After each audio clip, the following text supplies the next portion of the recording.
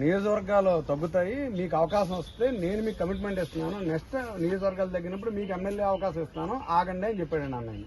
అయినా కూడా మేము ఆగకుండా 600 మందితో జాయిన్ అయ్యండి. 600 అంటే మినిమం ఫ్యామిలీకి 10 మంది తీసుకున్నా 6000 మంది అండి ఓటర్లు.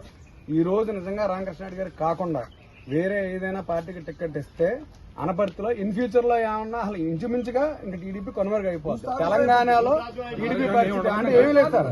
ఇవాళ కూడా ఇంకోటి అండి, అఫీషియల్ గా పార్టీ ఏమనుకుంటుందో మాకు ఇప్పటి వరకు తెలియదండి. లాస్ట్ వీక్ శనివారం నాడు మేము కార్యకర్తలంతా మీటింగ్ పెట్టుకుని మాలో మేము సమర్థించుకున్నాం. ఏమని? చంద్రబాబు నాయుడు గారికి అన్ని తెలుసు, పార్టీ ఎట్టి పరిస్థితుల్లో ఇక్కడ టీడీపీ వాళ్ళని మోసం చేయదని. రీసెంట్ గా మీకు 4 రోజుల క్రితం పులకొట్టాన గ్రామంలో 40 years నుంచి కాంగ్రెస్ త్రూ టీడీపీ వాళ్ళు వైఎస్ఆర్సీపీలో ఉండేవారండి. మాతో పాటు మేము ట్రావెల్ చేసాం. వాళ్ళందరూ 200 కుటుంబాలండి. అందులో చౌదరీస్ కమ్యూనిటీ వాళ్ళు ఉన్నారు. అందరూ కలిపి ఒక అతను అయితే ప్రెసిడెంట్ గారని పిలుస్తారు, ఆయన ఇప్పుడు కాంగ్రెస్ లో ప్రెసిడెంట్. ఒక అతను సొసైటీ ప్రెసిడెంట్ గారని పిలుస్తారండి. ఇలాంటి ఫ్యామిలీలన్నీ లాస్ట్ వీక్ బుధవారం అనుకుంటాండి టీడీపీలో జాయిన్ అయిపోయింది. ఏమంటే ఇవాళ కాపవరం గ్రామంలో 45 years నుంచి కాంగ్రెస్ టీడీపీ ఉన్న కొన్ని ఫ్యామిలీస్ ఎస్సీస్ అవ్వచ్చండి, లేదంటే వంటర్లు అంటారు, కాపుల్లో వంటర్లు అంటారు, వాళ్ళు రెడీగా ఉన్నారని రావడానికి. ఏమంటే ఇవాళ వలసలు ఆఫ్ చేయడానికి అనపర్తిలో కర్ణాటకలోనే ఒక బీజేపీ నాయకుడు ఒక ఆయన ఉన్నాడండి. బీజేపీలో అక్కడ కొంచెం ఆయన బాగా తిరుగుతాడు. ఫస్ట్ ఆయన పేరే అనౌన్స్ చేశారు. ఆయన ద్వారా మేము మీకు మనీ ఇస్తాం, మేము ఖర్చు పెడతాం. ఇవాళ రామకృష్ణారెడ్డి గారి మీద నగ్గడానికి వాళ్ళకున్న ఒకే ఒక బలం ధనబలం అండి. వాళ్ళు ఈయనంటూ పోటీ చేస్తే ఓటుకి 4000 ఇవ్వాలా 5000 ఇవ్వాలా అన్న పరిస్థితి వాళ్ళకు ఉందండి. అదే బీజేపీ టికెట్ ఇస్తే వాళ్ళ ఇంట్లో పడుకుని నెగ్గేస్తారు. ఏమంటే అనపర్తి సార్ 215 నుంచి 220 బూతులు అండి. బూత్ కి మినిమం 4 అన్నా 880 మంది మినిమం బూత్ ఏజెంట్లు కావాలి. ఇవాళ అనపర్తిలో బీజేపీ పరిస్థితి ఏంటంటే మాక్సిమం మండలం నియోజకవర్గం మొత్తం 30-40 మంది కార్యకర్తలు ఉంటారండి బీజేపీ.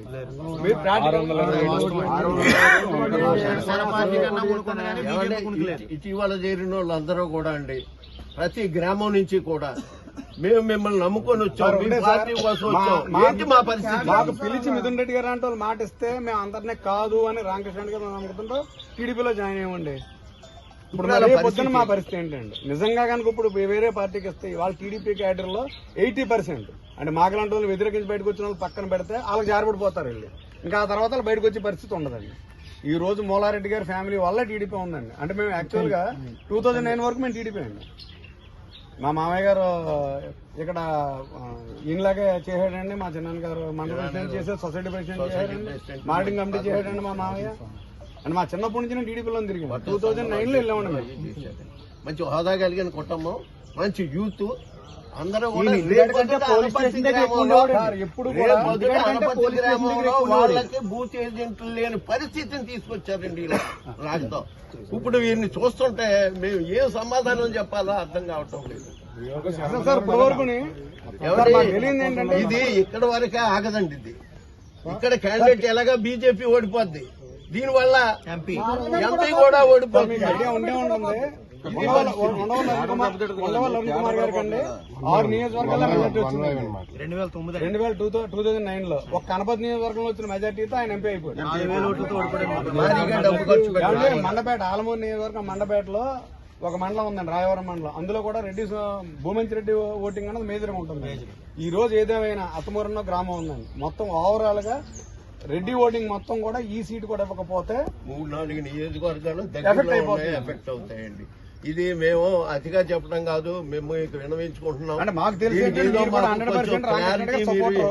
మీరు చాలా ఫేవర్ గా ఉన్నారు మాకు తెలుసు, కానీ మరి మేము ఎవరికోవాళ్ళకి చెప్పాలిగా, అందుకు మీ దగ్గర రావాల్సి. సరైనటువంటి అభయం ఇవ్వాలి, మీరు ప్రచారం చేసుకోండి అని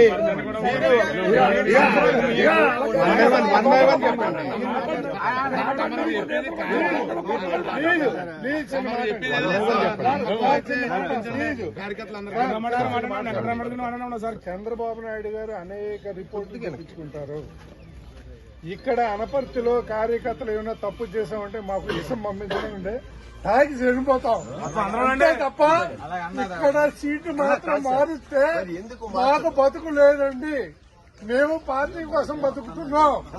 దయచేసి మీరు మా మనోవేదన అర్థం చేసుకుంటారని పెద్ద మనసుకు మిమ్మల్ని కోరుకుంటున్నాం. అనౌన్స్మెంట్ కూడా రాలేదు, దీన్ని ఖండించాలి కదండి పార్టీ నుంచి. అలాంటిది ఏమీ లేదన్నా చెప్పలేదు, ఉన్నానని చెప్పాలి. కొంచెం ఆవేశంతో బాధతో మాట్లాడొచ్చు, కానీ మీ దగ్గర చెప్పండి. వారు తప్పనిసరిగా మనకు సహాయం చేసే వ్యక్తి. అటువంటి చక్కటి వ్యక్తిని మీరు ఎక్కడైనా ఇంత మాట మాట్లాడారంటే నేను వినకూడదని కూడా చెప్పి పంపడం జరిగింది. చంద్రబాబు నాయుడు గారు అనుపత్తి వచ్చినప్పుడు ఏమండి ఒకటండి, తిరుపతిలో ఆఫ్ చేశారు, పొంగనూరులో ఆఫ్ చేశారు, వైజాగ్ లో ఆఫ్ చేశారు. ఎక్కడైనా తీసుకొచ్చి మీటింగ్ జరపగలిగారండి. అది మా వాళ్ళ గొప్పతనం, మా నాయకుడు రామకృష్ణారెడ్డి గారి గొప్పతనం. ఎన్ని విధాలుగా ఇబ్బంది పెట్టారో మీకు క్షుణ్ణంగా మీకు తెలుసు. 3 సెట్లు ఇచ్చారా? 3 సెట్లు మనకు అలా మొత్తం అన్ని. ఇప్పుడు ఏంటంటే మీరేమైనా ఇప్పుడు కాస్త ఏదన్నా పార్టీ నుంచి మళ్ళీ చెప్పండి. చెప్పి మీరు చెప్పిన తర్వాత మేము ఒక నిర్ణయానికి మాట మీడియా ద్వారా కానీ బాబు గారి దగ్గర నుంచి కానీ మీ దగ్గర నుంచి కానీ